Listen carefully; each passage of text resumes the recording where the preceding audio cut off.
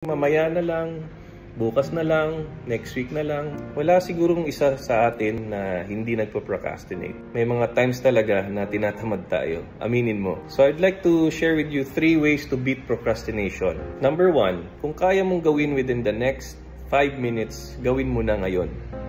Baka ito yung mga tipong kailangan mo lang i-text, kailangan mo lang i-remind, i-follow up. Huwag mo nang ipabukas. Kung kaya in the next 5 minutes, just do it now. Number 2, start with the hardest task. Kasi minsan yun yung ating iniiwasan, yung pinakamahirap.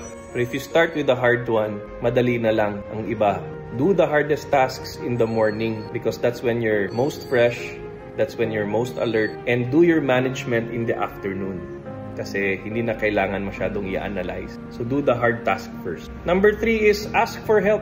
Baka nagpa-procrastinate ka kasi parang you feel like nafo-frozen ka. Yung hindi mo alam ang gagawin or hindi mo kaya.